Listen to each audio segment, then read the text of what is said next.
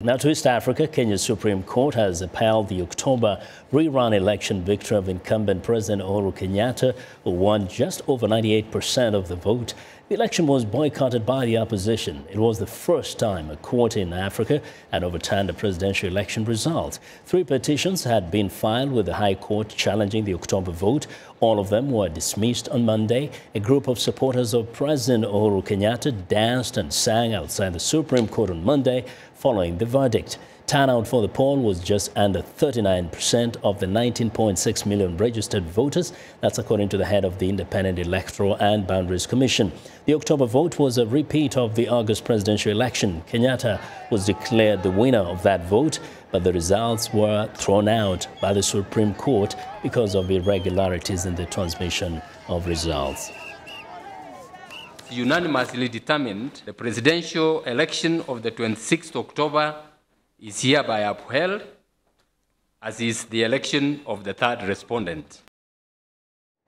Well, Supreme Court, Chief Justice speaking, the opposition leader Raila Odinga on his side has dropped out of the presidential rerun, said in a statement that the ruling did not come as a surprise and was a decision taken under duress. Now, more now on how others reacted to Monday's Supreme Court ruling.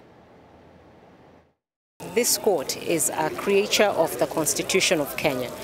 We as Kenyans have said we are bound by our Constitution and the laws, and therefore we respect any decision that is made by this court. At least those who came to court have been heard. The sentiments that they wished to express before the court have been listened to, and the court has made a decision. And today we are happy that following the due process, the win of the president now has been validated by the Supreme Court in an unanimous decision. We are business people here. We have lost a lot of business because even we don't have customers, we don't have people who are coming to our shops, anything. But at least now the CJ have done a ruling which I think it's a hearing to Kenyans, because we should not even try to be tribal now. We build Kenya, we go on with our lives, and Kenya will grow up again. For more on the reaction to the Kenyan Supreme Court ruling, VOA East Africa Correspondent Jill Craig joins me now live via Skype from Nairobi. Jill, we have mentioned that there was jubilation by those who support President Uhuru Kenyatta, but that's not all that there was in Kenya today. There were some other forms of reactions. Share with us.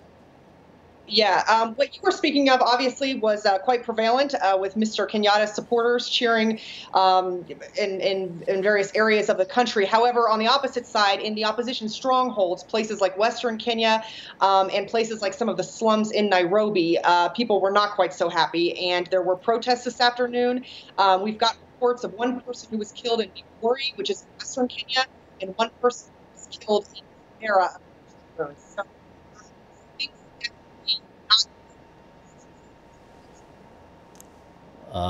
experiencing some audio problem there. Let's try. Is there any concern, Jill, that there could be sustained protests across the country in the coming days?